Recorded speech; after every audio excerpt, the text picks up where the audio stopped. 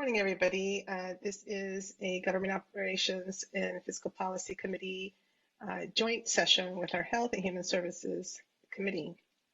This morning, we're going to discuss a supplemental appropriation to the fiscal year 2022 operating budget, Montgomery County Government, Department of Health and Human Services, the HHS COVID-19 emergency response of an amount of $69,691,000. There is an additional amendment for additional dollars that we will also discuss. And in our packet, we do see listed that we have as expected attendees, Raymond Kroll, Director of the Department of Health and Human Services, Vicki Buckland, Department of Health and Human Services, Jason Rundle, Department of Health and Human Services, Josh Water, Office of Management and Budget, David Gottesman, Office of Management and Budget, and Lindsay Lucas, Office of Management and Budget. So we did receive on February 15th a supplemental appropriation request from the county executive in the amount of $69,691,000 for the FY22 Department of Health and Human Services operating budget for COVID-19 pandemic emergency expenses, as well as for the response to the Rock Creek flood. The executive transmittal notes that these costs were not included in the approved FY22 operating budget, and that the county will actively seek reimbursement from the Federal Emergency Management Agency, also known as FEMA, for all eligible expenditures. Since these expenditures were not included in the approved budget, council approval is required to provide additional appropriation authority. Also in the packet, we see that on March 2nd, it is stated that the executive recommended an increase to this supplemental appropriation in the amount of $8 million for $136,154 for COVID-19 pandemic emergency expenses related to an extension of emergency procurements with 3 labs used by the HHS for COVID-19 testing. And that additional amount would increase the total supplemental appropriation request to $78,127,154 and would require that the council amend the appropriation amount. And so today, we're going to engage in a conversation about the breakdown of this request. You do have on the second page of the packet a breakdown, basically contractual staff and brokers to support testing and vaccine sites in the county, rapid COVID-19 testing, county-wide testing, COVID testing for the Latino Health Initiative, COVID testing for the Montgomery County Public Schools, shelters and housing individuals at hotels, response to Rock Creek flood, and then we have the additional request, which is to for extension of emergency procurement with 3 labs used by DHHS for COVID-19 testing. We do have with us also today our analysts who have put together this packet for this item. We do have Ms. Estimate Wire, Senior Legislative Analyst, as well as Craig Howard, Deputy Director, which will help walk us through many of the issues presented in this packet. I do want to thank Dr. Kroll for all his very hard work, as well as everyone who has worked through this. The only thing I will add is that, of course, this is a very large amount. And we do want to have an opportunity to delve a little deeper into the breakdown of all of these items, and also a discussion, of course, with what will be the expectation for reimbursement from FEMA. We all have heard news that the Biden administration is beginning to ramp down their coverage of COVID-19 related items.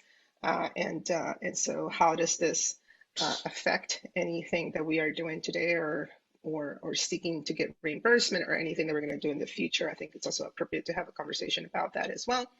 But for now, let me turn it over to Chairman Albornoz and President Albornoz for any remarks, and colleagues, you could just text me or raise your hand and I'll try to figure it out as we go. Council President Albornoz. Thank you so much, Madam Chair. So it is a large amount, and I completely associate myself with all of your comments that we want to make sure that we are diligent in tracking how all of these important resources have been spent and will be spent moving forward. But I know that all of us have publicly many times and continue to express our deep appreciation for all of the tremendous work and sacrifice. And I know the administrative challenges that have come with churning out large amounts of money, unprecedented amounts of money, to get it on the ground to the people that need it most and the organizations that serve those people. And so it has been extraordinary to see the coordination of those efforts. We deeply appreciate all of that. And you can draw a straight line between those efforts and the fact, and it is a fact, that we are the most vaccinated county in the entire country. And the efforts that have been taken to address and make sure that we meet communities where they are has been notable and laudable. So look forward to the discussion. And also, if I would request to my colleagues in the executive branch, if you can talk a little bit also through your presentation about administratively some of the lessons learned moving forward and how we are addressing some of that systemically to put us in a better position to not have to play such defense if, God forbid, there's another wave or another huge issue or crisis that faces us, such as the one we've had to undergo these last 2 years. I'm just curious as to what that looks like. Thank you. All right, any other comments from my colleagues on the joint committees? I'm not seeing anybody raise their hand. Let me turn it over to, I guess, Mr. Howard and Ms. McGuire to walk us through the items, and we can engage in a conversation about this request. Great, wonderful. Thank you very much, Chair Navarro and Chair Albornoz as well. I'll run through briefly all the items in the staff report because the discussion kind of all runs together, even though they're kind of separate pieces as we laid them out. And then we can go through some of the more detailed questions that council members have and that an executive branch staff can provide some of the broader perspective that you've asked for. But in terms of on page 2, the summary of the request is at the December 14th fiscal update that the council had. It was anticipated that expenditures in DHHS would be about $29.4 million above what had been appropriated. And so the council had discussed that expectation. And then obviously the Omicron wave hit and things changed. And so the supplemental that did come over was an increase of $40 million from that original December projection. And then of course, since then, as Ms. Navarro mentioned, there was the additional $8.4 million that the executive requested is added via amendment to the resolution that was submitted. It's typically in pre-pandemic years, where that noise is coming from. Oh, there we go. In pre-pandemic years, it was not unusual for HHS to have some level of over expenditures just because of the nature of the work that they do. But those were typically a much smaller amount, and they would be taken care of at the end of the year as part of the transfers in the operating budget to where there were some savings in some departments would help cover some overages in other departments. Beginning last year, because the overages in HHS to respond to the pandemic were so large, the executive branch and council staff both agreed that it was important to send over these supplementals during the year to provide the appropriate appropriation authority because of the amounts and make sure everyone was on the same page about what was being spent and why it was being spent. Instead of doing everything at the end of the year. So this request for $69 million, Councilmember Navarro, you've already broken down the different categories of expenditures that were provided by the executive branch. We have asked them to be prepared to discuss it a little bit more detail on what went into those expenditures. Executive branch did note that while there may be some additional expenditures beyond the $78.1 million, at this point they expect those all would be covered by grant funds. And so we're not expecting any more, but as we know, everything is unpredictable with this virus. And so we have to be prepared for all outcomes.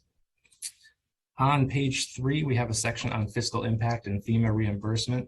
And one of the questions when this supplemental came over was, how does the additional $40 million impact the county's broader fiscal picture? And that was kind of one of the unknowns. And the reason we scheduled this work session for after the executive's budget came over was so we would have more information on how all the different expenditures and revenues come together and the impact that it might have. So the executive's FY23 recommended operating budget and the assumptions included for both the FY22 year-end and FY23 expenditures does assume this entire $78.1 million as general fund expenditures. So by approving this supplemental, even with the amendment that the executive requested, there will not be any impact on the closing year fiscal position or any impact on the executive's FY23 recommendation. If there are some additional FY22 expenditures beyond the $78.1 million that the council has to take up, then of course that would reduce the potential FY22 ending reserves unless those expenditures are offset by additional revenues or reduced expenditures elsewhere. In terms of Fema reimbursement, we did receive an updated chart of Fema reimbursement from the executive branch, and that is included on Circle 10 of the staff report. It does include, compared to the last update you received in December, it includes the identification of more pots or submissions of money that the executive plans to submit to FEMA. But a lot of that money is still in the process of going through the pre-review stage. And what the executive branch has done is set up a process with FEMA to do a pre-review for the submissions, which does increase the overall time frame because it does include multiple rounds of back and forth between the county, the FEMA, and the county's consultant. But the idea is to help ensure the county only submits eligible expenditures and provides all the necessary documentation to FEMA as part of the final submission so we can get the maximum reimbursements. And executive branch staff is prepared to talk a little bit more in detail on that process and what it entails. The total amount that has been formally submitted to FEMA has not changed. We've submitted $36.2 million formally and received $36.2 million in reimbursements. And that dollar amount has not changed from the December update. So the rest of the expenditures that are listed in that chart are still in the process of being submitted. And we did last couple of things. We did ask if there have been obviously a lot of grant funds that we've received over the past few months, and the executive branch noted that those funds do not reduce the $78.1 million. So they're kind of in addition to and covering some additional expenditures. And the Office of Racial Equity and Social Justice did do a racial equity impact assessment on this supplemental appropriation, and they did find that the appropriation does advance racial equity and social justice by taking into account the disparities in COVID-19 impacts and in addressing the emergency needs of residents affected by the Rock Creek flood in September 2021. And we can go into that in more detail if there are any further questions. That REIA assessment is attached in the packet as well. And so council staff does recommend approval of the supplemental appropriation with the amendment requested by the executive to increase the total amount to $78,127,154. And with that, I will turn it back over to you, Chair Navarro, to address any questions or comments folks have. All right. Let's see. Any questions from my colleagues? Let's see. I have Councilmember Friedson. Thank you.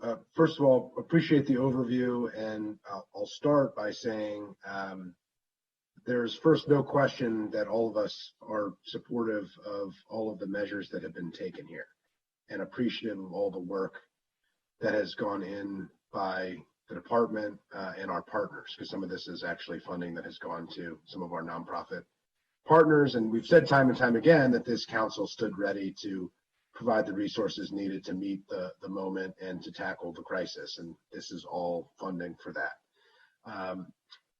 I am, though, a little bit concerned about the process aspect of this, that we are waiting till we get to a huge number, adding up all of the different items and then approving it en masse. And I'm just curious as to why, for instance, the rapid COVID tests at $21.49 million, didn't come to us in real time, why the testing for MCPS at $3 million doesn't come to us in real time, the countywide testing at $13.9 million.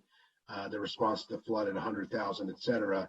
It would seem to me that the role of the council is to appropriate the funds. We understand that there are emergencies that come up that aren't foreseen last budget year, a year in advance, and therefore need to be addressed. It's one of the reasons why we have a reserve, not just for revenues, but for emergencies.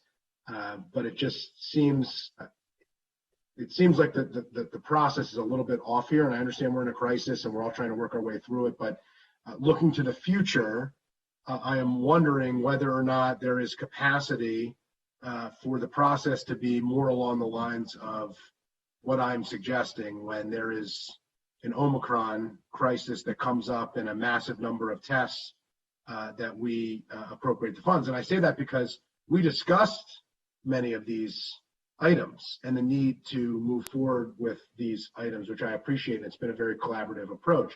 But we never discussed the fact that there was an emergency additional appropriation that was required in order to fund them and what the amount was. I had a formal mechanism to approve it. And it just seems like that process needs to be improved moving forward. And so I'm just curious I understand the limitations and the challenges of getting through the crisis, but I'd just like to hear, moving forward, if what I'm suggesting would be viable, and if it's not, why not, and how we can have a little bit more of a tightened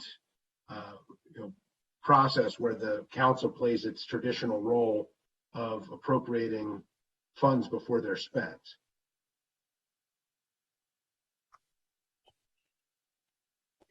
So, Josh, you want to go? Sure, I can start this answer. Josh Waters with the Office of Management and Budget. And I hear your concerns, and it's not the most ideal situation, obviously, to seek appropriation authority after the fact. But I will say that typically when these overages occur in a normal year, a non-COVID year, there's usually enough offsetting savings elsewhere within a department's budget to offset the overages. And so in those instances where we can, the executive branch has the authority, the 10% authority to move funds from operating expenses to personnel costs or vice versa, we'll pursue that avenue first. In those instances where we can't, typically, in previous years, these have come, as Mr. Howard said earlier, these typically come at the end of the year as a council action at the end of the year. What we wanted to do is, take a look at where we wind up with second quarter analysis. So OMB works with departments to take a look at second quarter analysis spending through December 31st. We make a determination of how much overage there actually will be. And then based on that, we work with the departments to determine what the ask is for the supplemental appropriation from council. This is different than what we've done in previous years. We did this last year as well for COVID, but typically the process has been to wait until the end of the year. As far as the overages themselves, whenever OMB has had to lift budget controls for a department, we have told council staff, we've informed council staff of, yes, these are overages. We do anticipate submitting a supplemental appropriation at the end of the second quarter when we have a better idea of what the spending patterns look like for the department throughout the rest of the fiscal year. So that's typically what we've done in this instance to get the supplemental appropriation to you guys, to the council earlier this year. As far as moving forward, and I certainly think that we're open to working out a process to work with council to be more proactive, to have these done throughout the year. There are instances where action has to be fast in order to, say, acquire the rapid tests. That was done, I believe, late December, where the council was on recess, for example. And so in that instance, the executive branch had to move quickly in order to acquire those individual tests. So there wouldn't have been time to put forward that specific item for council action, given where council was on recess, given the time required to move to actually procure those tests. I'll defer to Dr. Crowell if he has additional comments on that particular one, for example. Yes, thank you, Josh. I think actually I do. I think just to say whatever that process ends up being, this process around especially the tests and the testing that took place at MCPS all took place over that December period and the holidays when council was on recess, I think on the 23rd, in that time frame. We did not know how many tests we were going to order, so we didn't know how much it was going to cost. We weren't even sure about what the vendors were going to charge. So we were rushing to get all of that in place and needed to do it quickly. The one thing that has been an enduring message from everybody in council, from the county executive, was to do it, do what it takes, and to do it quickly to get those responses in place. And we acted that way. And OMB and the county executive has given us permission to spend over our budget to make sure that we could do that and not necessarily have to wait for the traditional processes to take place. The same thing is true for the testing that we stood up in the schools. We needed to stand up some rapid testing, especially coming into Omicron and out of the Omicron break, and we needed to put people in place as quickly as possible. So we needed to work with our contractors to get them ramped up to a level that we could support MCPS when they came back into school. So sometimes this virus it moves faster, and I'm grateful that we've had that kind of relationship, that we've been able to do that and let this catch up. Whatever that process looks like in the future, I know that the expectation is that we will continue to have to act quickly and respond quickly, and that may not always be possible to go through processes of having the council do supplemental appropriations in an emergency. And as things currently operate. Yeah, I appreciate it. I mean, I think that the council has indicated that it would move as quickly as you needed to move. I mean, we were meeting virtually. We would have, I think we could have, met in a matter of days. We were having regular, emergency meetings. Some of this was during the December break, which I certainly appreciate. But a good chunk of it was before the December break, as we were notified, through just the regular standard, budget process, that we were way over budget and that we'd be getting a supplemental accordingly. I'd like staff, request, at least personally, council staff and executive staff to think through moving forward. This process doesn't seem like a good process for moving forward. I understand we've been building the plane as we've been flying it, as we've said over and over and over again. I'm not here to, lay blame or to complain. I'm really not, but I do think, we need to be ready for the next crisis. And I think that, waiting so far after the fact and having a bulk, sum of appropriations really does take away from the council's appropriation authority, which I don't think is appropriate. And so I think that there has to be a more immediate trigger for a more immediate notice and more immediate approval that doesn't jeopardize an emergency response. And I think there is a lot of room between the process that we're taking up here and the concern that are totally legitimate, Dr. Kroll, that you have raised, of needing to be able to meet a crisis in Health and Human Services where people are victims of floods, where we have to get testing out to folks, and it's absolutely legitimate. And I think we're all committed to the same thing. But I just I appreciate the response. I think that we're learning a lot from this crisis. We didn't have a mechanism for this. I think we need a mechanism for this, and it needs to be better than the one that we had.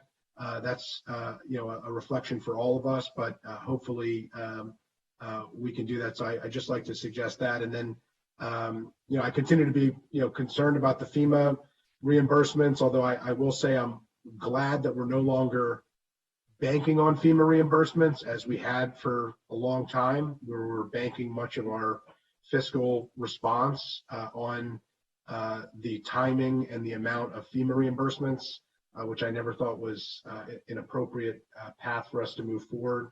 I know that there's a lot of work going into those FEMA reimbursements.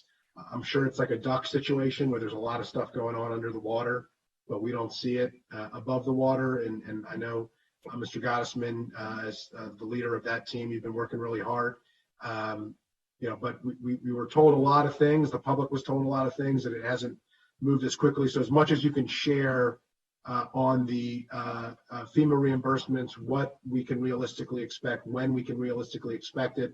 If it's not ready for today in the context of this conversation, I do think we need to come back to that, because I think it is a really important piece. A lot of folks have been honed in on that issue because it was talked about so proactively by the executive branch at our early council sessions dating back to October of last year and beyond. So actually October of 2020. So I would appreciate that as well. Like I said, it doesn't necessarily have to be the context of this conversation, because we are going to approve this. The money has been spent. We support what the money was spent for, but I think there's some process dynamics here that could be fixed and need to be improved in order to maintain the integrity of the budget process and the role of the council in appropriating funds. So I'll yield back. Thank you. Council Vice President Evan Glass.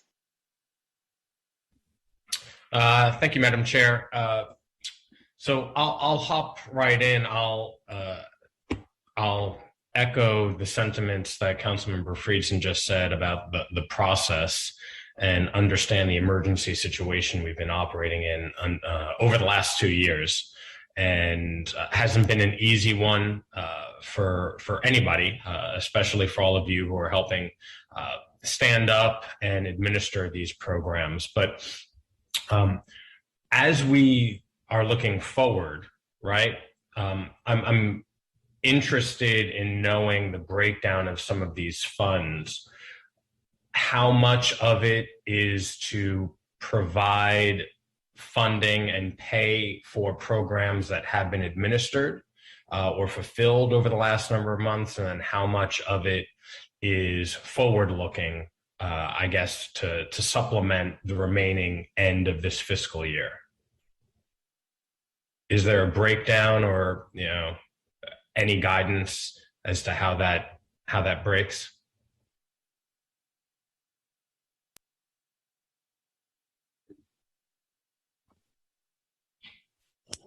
This is Josh Waters, OMB again. We would defer to HHS on that. They know the breakdowns between what monies are encumbered versus what are actually spent.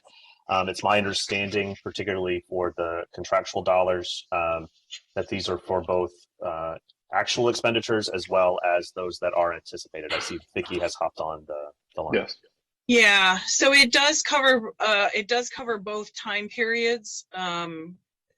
Obviously, when we encumber funds, we try to anticipate at least the near-term future of what is likely to happen based on the past. Obviously, one of the things that we've learned during Omicron is that our crystal ball is limited in that regard. Obviously Omicron hit, for example, and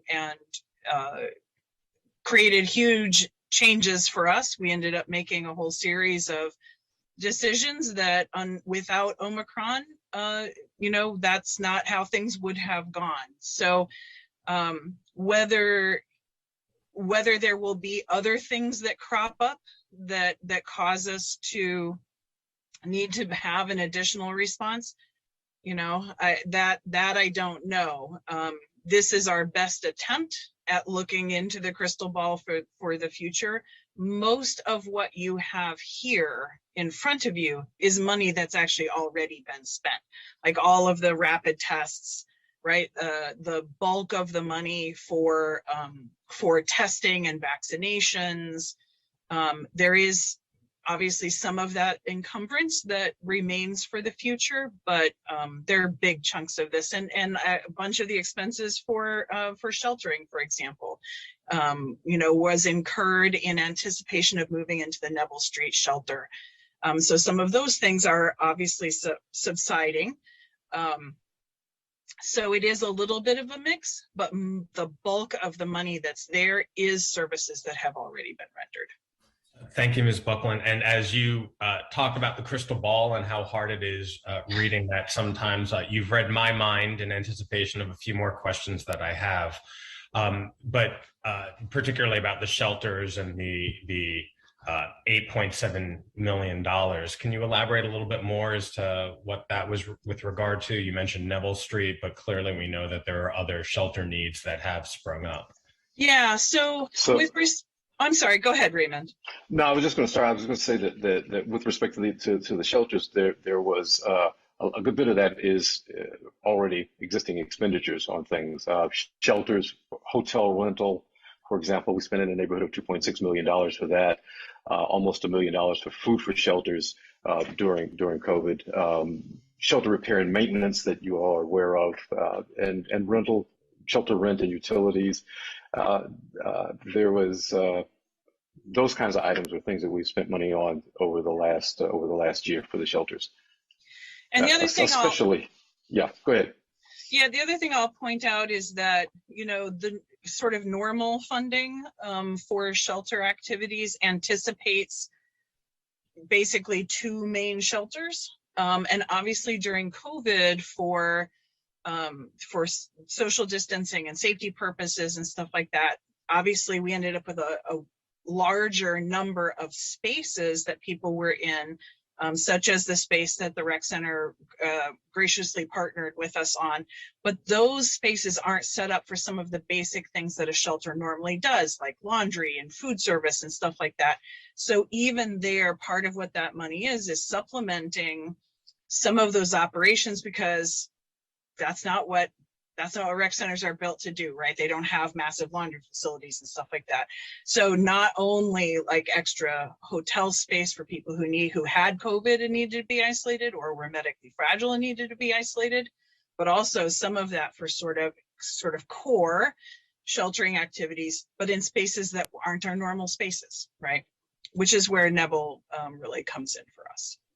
Good. Well, thank you for that. I appreciate the explanation. And quite frankly, when we talk about all the work that we've been doing, we clearly over the last 2 years have gone above and beyond what so many jurisdictions in the country have done.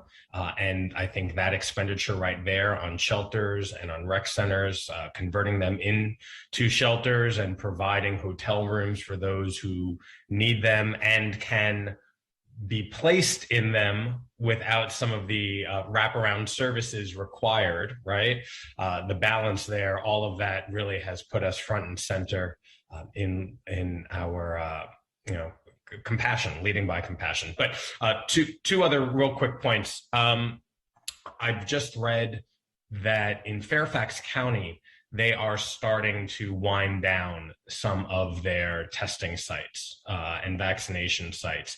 And so while some of these funds are for encumbered expenses, but some of them are for the remaining fiscal year, where are we in regards to our actual operations and how these funds interact with our testing and vaccination processes? So I can't speak to the specifics about the relationship between the funding and the thinking about future testing and vaccination in this moment. But the planning, the plot process now is to look at how do we stand down some of our staffed testing sites, as just based on the low volume of need that's showing up right now.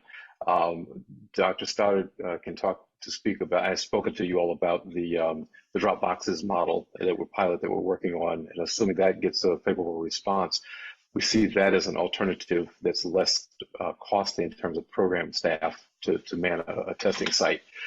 So the expectation is that the cost of doing testing, especially PCR testing, will and staffing up testing sites will change. We are working with the school system and meeting with them actually today to talk about what we agree on as our collective future need for testing on site in schools. And some of that is offset by the continued availability of rapid tests, which I think is factored into our thinking for and planning for the future. That rapid testing has taken over as a primary mode for getting tracking COVID at the individual level, and our PCR-based testing and lab testing will be able to decline some. On the vaccination front, we expect that we're seeing a decline of vaccinations. But we are thinking we do have some places in the county that remain under-vaccinated. I'll say it that way. And so our focus, I think, in the future is going to be towards concentrating on getting people who are under-vaccinated, fully vaccinated and boosted. And at the same time, we have to reserve some time and energy for the next round of boosters that are likely to be coming down the pike. We think just watching CDC and FDA, as well as vaccination for young children. So Dr. Kroll, if I understood what you said correctly, that these funds do not take into account any changing in our strategy, whether it is winding down or shifting some of the services? I don't want to say that for sure. I think that's a question that I might want to ask. I either Vicky or Jason to tackle for me. But I don't know that they are. I think there's some projection, but I don't know that it's how grounded it is at this point.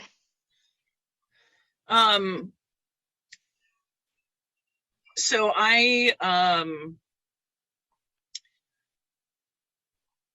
let me put a caveat up front that I'm probably not the best person to answer that question. However, I will give it a shot. Generally speaking, when we have been encumbering funds, we do look out at a couple of months time horizon, because we've often had changes and unexpected changes in testing volume and stuff like that.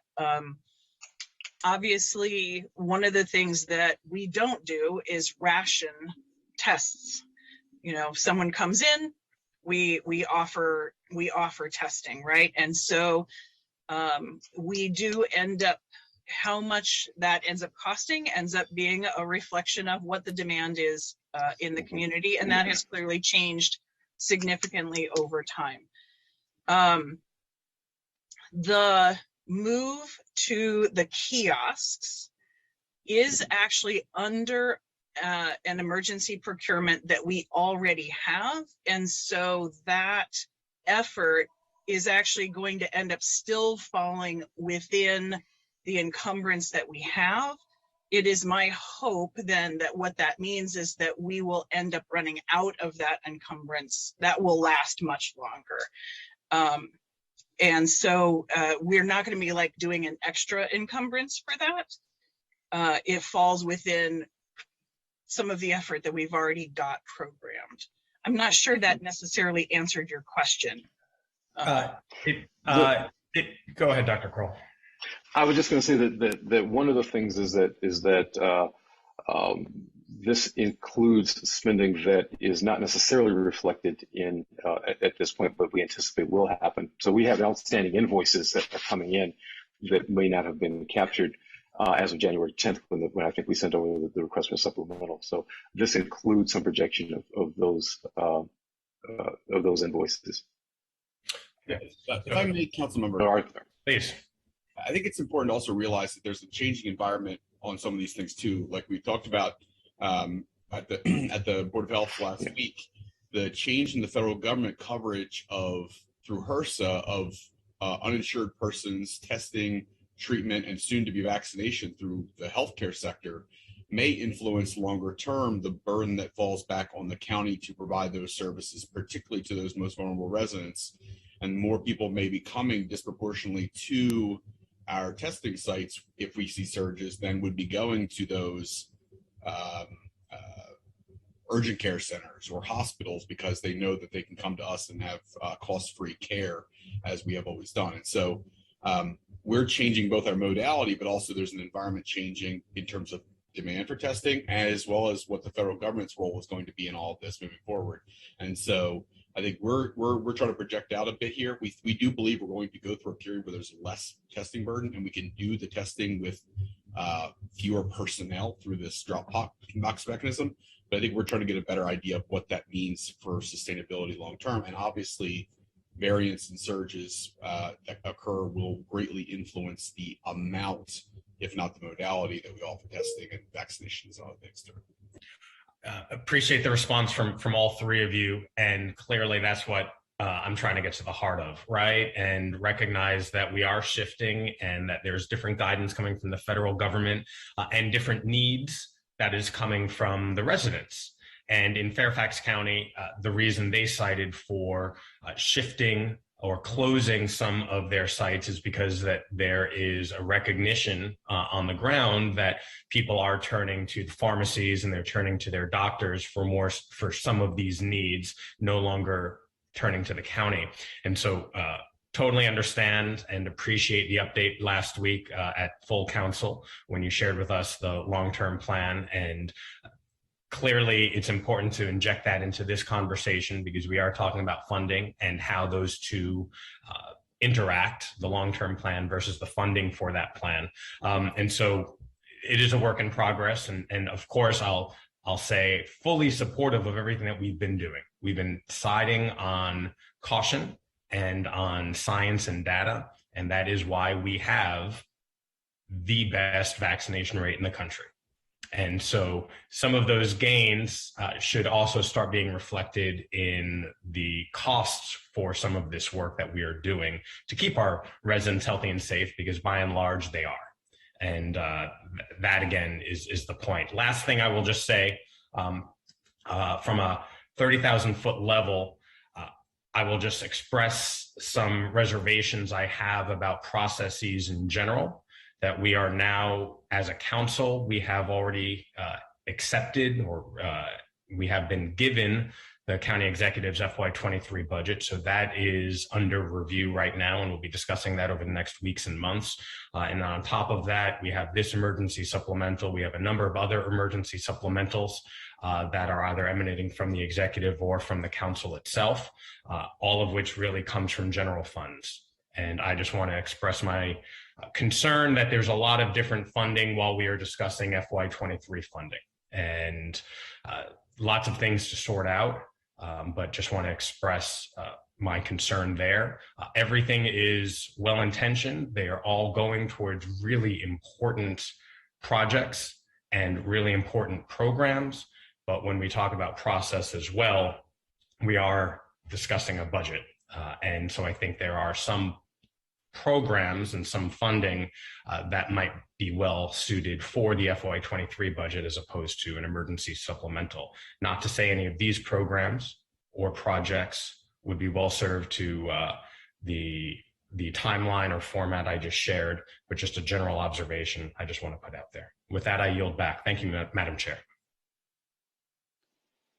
Thank you, Mr. Vice President. I did have some similar observations, and I appreciate the discussion here today. I do vacillate between understanding that we have just navigated and continue to navigate through a global pandemic, that it's somehow, I think, beginning to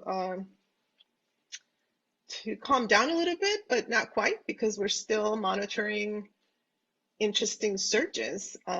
So, you know, as someone who's chaired this committee for a very long time, over a decade, I am concerned, obviously, about the notion that it is our job to provide oversight, and therefore it would be really important to have some kind of notification whenever there are expenditures that we didn't anticipate and therefore had to be absorbed. That's on the one hand, but on the other hand, as somebody who has also learned to be a big geek when it comes to process, life is not that perfect in terms of everything being so neatly able to fit within the parameters of process.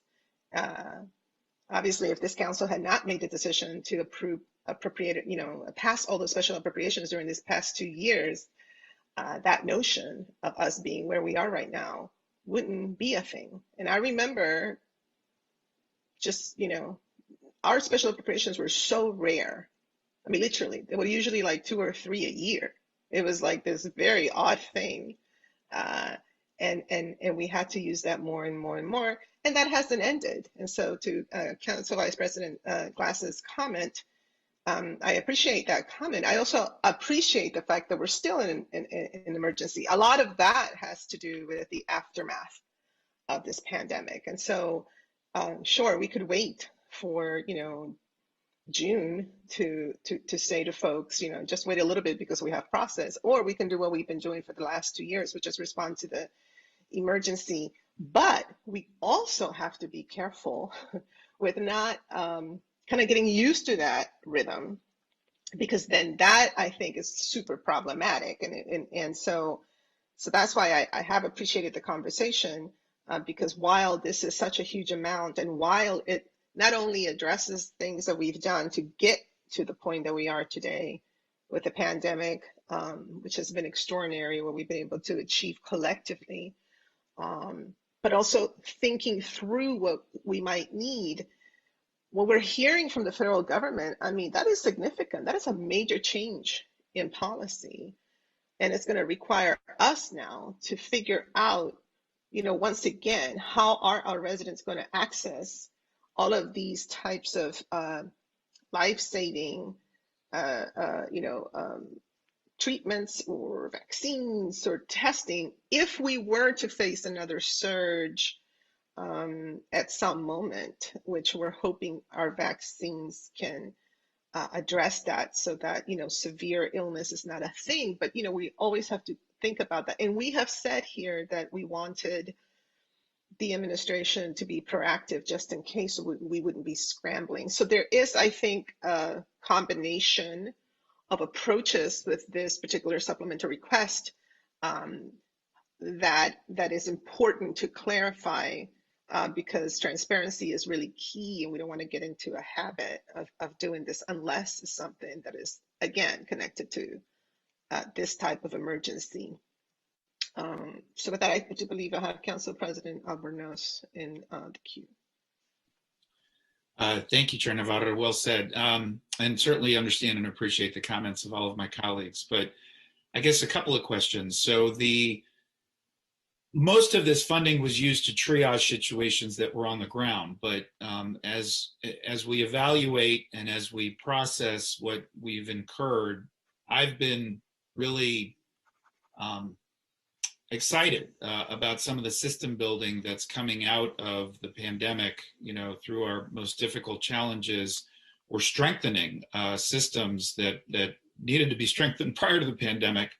But could we talk a little bit about what that might look like? I know, as an example, we are working, through Por Nuestra Salud y Bienestar and our minority health initiatives to really strengthen the ecosystem of outreach to all of our communities, and there has been some groundbreaking work done in that regard. And then if we can also talk about some of the outcomes that we want to track moving forward, and because the return on the investment through the 69 million and all the other funding that has been allocated has been pretty extraordinary.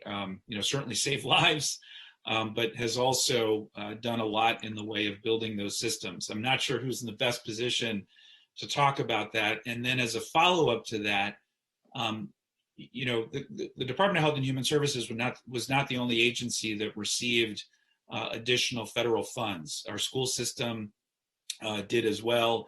And I know there was a cross-section and collaboration on a variety of these efforts. And as we go through the budget process, we are right now working with our school system, and they've been very open, and our Education and Culture Committee has done an outstanding job in making sure that we are facilitating those resources and keeping track of them.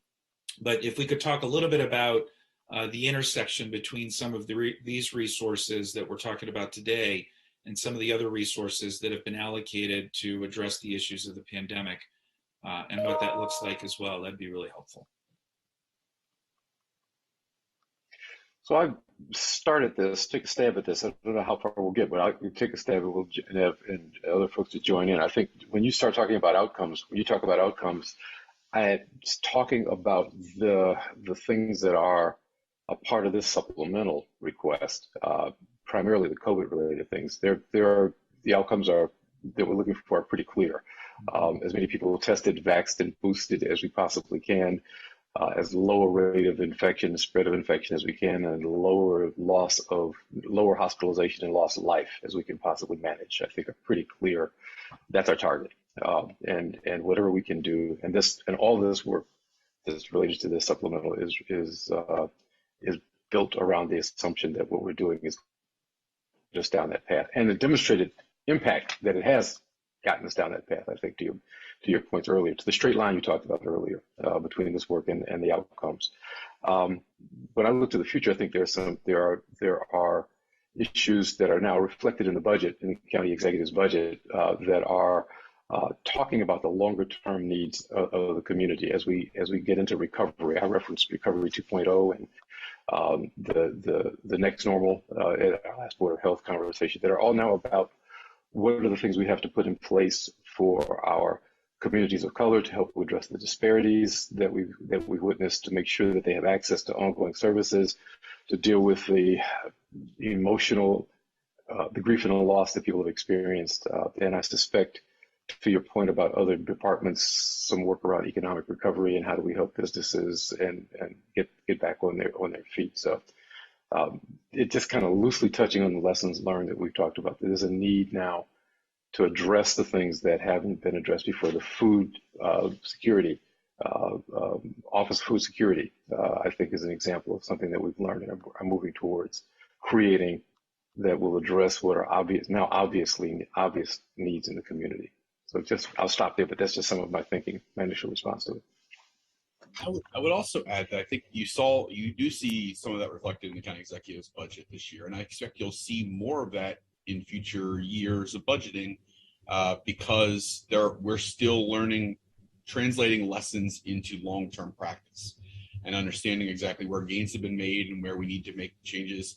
I think as you heard Council President Albornoz with the after action report from the nonprofits, for example, there's a lot of interface there that we need to make sure that we continue to sustain moving forward.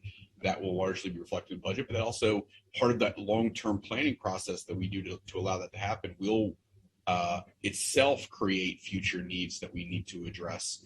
And obviously we'll work with the council through the normal budgetary process, or in some cases where we see an immediate need, a supplemental process in advance of doing those things. I think it's our preference, particularly with the recovery things, where we have more, response is one thing where you don't have time and ability to necessarily wait.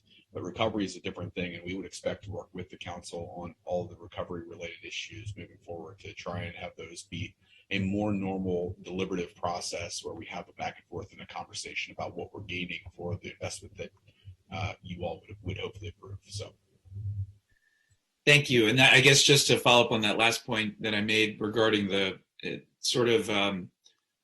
cross section or crosswalk, that's the term I'm looking for, in terms of the other federal resources that we've received, especially moving forward as we prepare our budget now and in reviewing all the budgets of all of the respective, corresponding agencies, including the college, including park and planning, and of course our school system. But just seeing some of these investments were incredibly important in supporting our sister county agencies, in addition to the nonprofit organizations that were on the ground.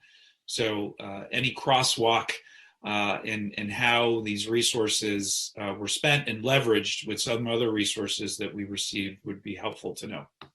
Yeah, the one thing I will say about that is in the throes of the Omicron surge, we made the choice to say, for example, we were going to support the school system regardless.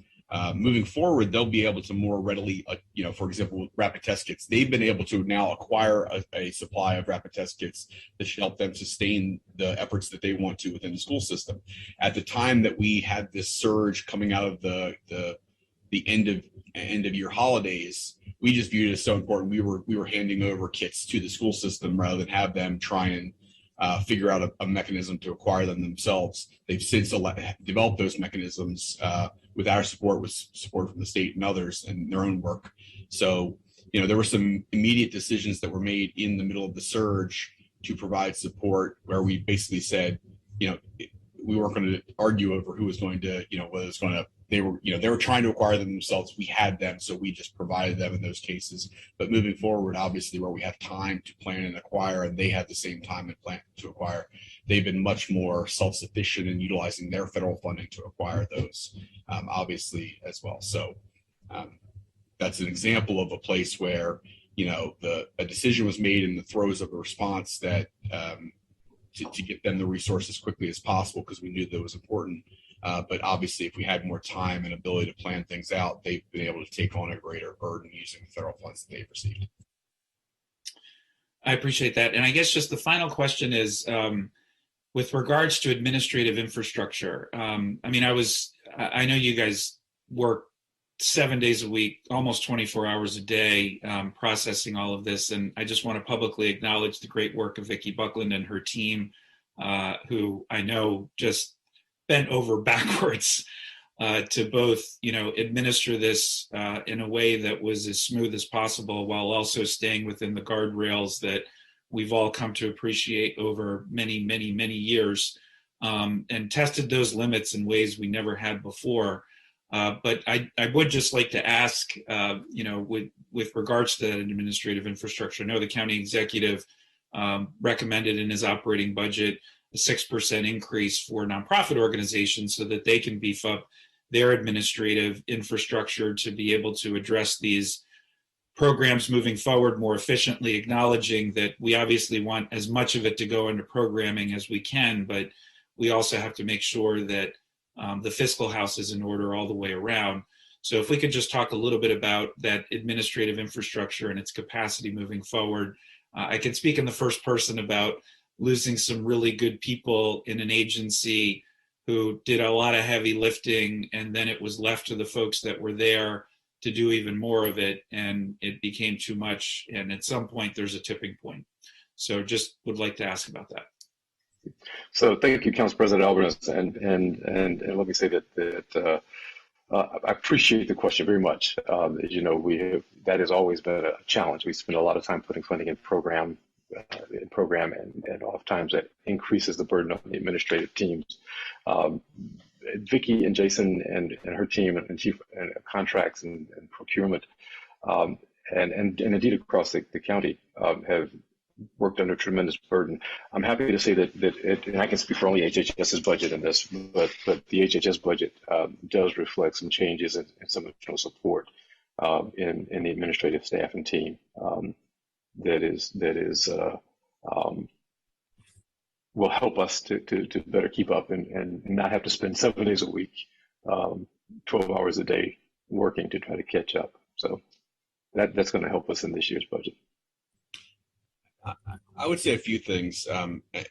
As you well know, Council President, given where you sat back in that era, we had a lot of tough years budgetarily in the aftermath of the crash, and unfortunately, a lot of the places where savings were made for very obvious reasons, I'm not judging that, was administrative support, because you didn't want to lose the front end programmatic delivery side that the county resident received. And so I think that, we saw some of the challenges in how that ends up playing out in an event like this. And so, because obviously the burden on administration was as significant as it was on the front facing services, or, if not more in many cases. And so there, as part of our after action report, I think we're taking a lot of looks at this, and I'll speak specifically to the FEMA part, but I think the FEMA part actually ties back into the administrative tracking and the back end piece of this, is that we have definitely got some improvements to make in how we track costs universally across county government, because we do it in some very department specific ways that end up making some challenges for us when we go to do a federal reimbursement that follows a very structured process. And so we've got a lot of training to do with personnel. We've got a lot of cross-sectional work to do. I think we've had some successes in terms of,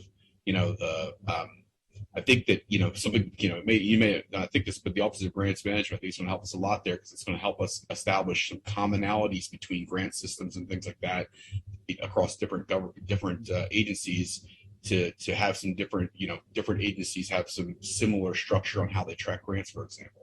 And so I think that there's going to be some processes that we're already building in that have been part of things that the council has previously approved or reflected in this executive's budget that will help us to better. But I would expect a significant section in the COVID-19 after action report to focus on the administrative tracking data collection process, because it is significantly impacted both the FEMA reimbursement process, but just also shown that, for example, there's places where we need to do a better job of having some front end contracts as opposed to having to develop as many as we did as emergency contracts in place. We need to have some contracts for not where we're receiving a service necessarily, but where we might need a service in the future, and therefore we should just have a contract vehicle that allows us to expand on that. I just think there's going to be a lot of work pre-events or even just pre-life that we need to work on moving forward that will be reflected in the after action report.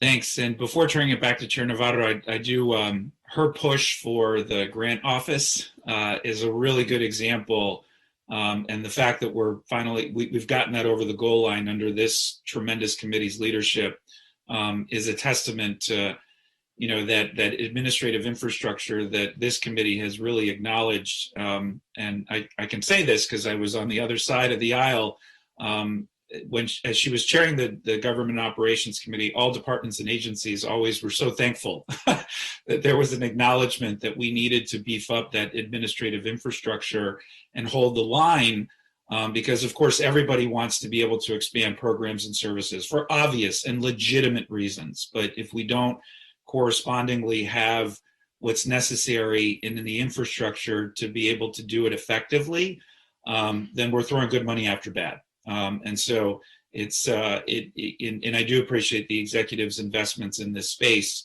And as long as I'm on this council, I'm going to continue this committee's legacy under Council Chair Navarro's leadership. And Council Members Katz and Friedson have picked this up very clearly as well, because we have to do this right. Montgomery County has established a high bar for governance. We are known for it across the country. That's why we have gotten our AAA bond rating every year. That's why we have such a strong reputation for being fiscally responsible. This was an unusual circumstance, as we all acknowledged. And there are some lessons learned from it, and stuff that we're going to try not to repeat. But I think I feel confident, based on this conversation and where we're going, that we're going to be even stronger than we were before all this started. So thank you all very much. Thank you, Mr. President. Before I turn to Councilmember Rice, I do want to acknowledge Councilmember Friedson did, I think in his remarks, make some really important points with regards to the Fema reimbursement process and things of that nature. I think it might be important, Mr. President, for us to have a council session item to kind of go over this, because this is going to take a little bit more time and go deeper, especially as we're starting to frame the work of the budget process, so that all council members have a sense, but also our residents understand exactly how this process takes place and the status of everything we're going. So I just wanted to request that. I know Councilmember Friedson already kind of set the stage for it, but I think it would be useful going forward. Councilmember Rice. Well, thank you very much, Madam Chair. And you actually teed up where I wanted to start off with. I agree with everything my colleagues have said up to this point. And let me just say that while I applaud all of the great work that we've done in being responsive, one of the things that Montgomery County has prided itself on is always being very proactive in terms of being ready to be responsive to things like this. And even though no one could have predicted a global pandemic like what we experienced, the reality is that the groundwork that we laid made it so much better for us and is the main reason why we were so successful in terms of mitigating so many of the challenges that we faced. And so now what I want to caution us from doing is slipping into that mode of being reactionary. And that's what some of this feels like. And so from that perspective, that's the reason why I think that as we build our structure, we need to make sure that we go back to what Councilmember Navarro was talking about, which is that significant investment on the front end to ensure that we have developed a system that then doesn't rely upon us to continue to be reactionary with supplemental appropriations for this and for that, because that is outside of the norm. She and I came in, she was basically like a year ahead of me in terms of on the council. And back then it was unheard of to see a large number of supplementals coming into the council. I want to get back to that because it has so many benefits. One of which is what Councilmember Navarro and Councilmember Friedson were just talking about, which is about public engagement and public understanding of what it is that's going on and our strategy. It's hard to engage those folks who are working in their own communities, sometimes not connected with government, but still doing the great work that we know is important if they don't know what it is that government's doing. And it's hard to catch up to that if we continue to do the supplemental approach and have those kinds of things that are happening. And I'm not saying that anybody wants to do that, so please do understand that I think that we're all on the same page here in terms of where we want to get to. But I do think that it's important for us to do that extra work to ensure that we get around where it is that we are right now, which is continuing to be in this reactionary mode, and start to put a lot of time and money and effort into building us back into this structure in which we're much more proactive in terms of anticipating many of the things that are happening. And so from that standpoint, again, I really want to just say thank you to everybody for all of their great work. I certainly support this effort, and I support us, just as I know Dr. Kroll, as you and I and Councilmember Dwando have talked about with Black Physicians Network and African American Health Program, and building a new system, right, to be responsive to any of the other things that happen. That's at the core of what it is that we need to do across the board when it comes to setting ourselves up for success, to be resilient in the face of whatever it is that is the next thing that is going to challenge us as a community, as a region, as a nation. And so from that standpoint, I stand ready in the course of the couple of months that I'm still here to certainly help in those efforts to make sure that we continue to do that. I see a lot of that work happening, and that's why I want to acknowledge that work is underway, but want to encourage us to continue and to do more so that we can get ourselves back to that same place that we were before. So thank you, Madam Chair. Thank you. Councilmember Katz. Thank you very much, Madam Chair. And let me join the chorus and thank all of my colleagues and the people who have actually been in the field doing the work, and thanking them as well. I'm in agreement with much of what my colleagues have already said. You know, one of the things that we have to keep in mind is when we're dealing with lessons learned, we really need to learn the lessons. And if we think back 2 years ago, it seems like forever and 2 years ago. But if you think back just those 2 years ago, I remember vividly that we said, you know, if we shut things down for those 2 weeks, it's gonna be a hardship. But after those 2 weeks, we're gonna be okay. Well, the 2 weeks never ended. And people had to step up. And when we think about when we first began, we had no vaccine, we had no respirators, we didn't have enough hospital capacity. That list goes on and on. And as was pointed out earlier by Councilmember Friedson, yes, we were flying that plane as we were building it. And we didn't know exactly how to build the plane. We didn't know exactly what the plane should look like. But we did know that we had a problem, and that this really, literally, the world had a problem. And Montgomery County, beyond any other county, stepped up and figured out, not everything was perfect when we did it, but figured out how to get there. And so I do believe that we had people who never thought that they needed government directly. I mean, they needed government, but they didn't always appreciate government. I mean, but they did need government directly. There's people that had never asked for assistance for food or for rent and that list goes on.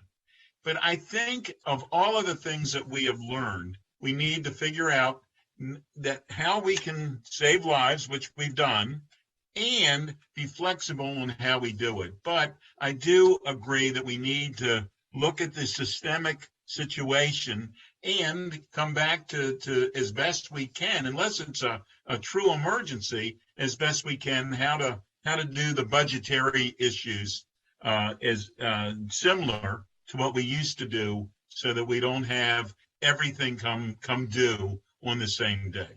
But I do appreciate everybody's hard work, and I sincerely thank the people that were actually in the field doing it. And with that, Madam Chair, I'm going to turn it back to you. Thank you very much, Councilmember Katz. I did not see any other request to speak. So let's see, let me turn over to Mr. Howard to walk us through then the 2 decision points, because I believe we do have an amendment that we have to add to the original request, correct?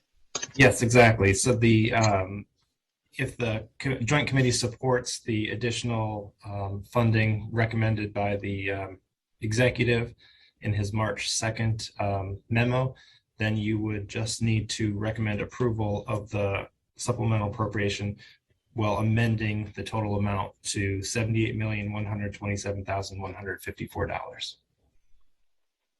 Okay. So can you tell me again? So that is the total, that would be the total amount, right? Exactly. 78,127,000. 154. Yep. Okay. All right. Let's see. Any objection with adopting that amended amount, supplemental request from the executive? Hearing no objection, then we will approve that and recommend that to the full council. All right. I think that brings us to the end of this joint session. Well, thank you, everybody. Please take care and have a great day. Bye-bye. Thank you. Thank you all. Stay safe, please. Take care. Take care.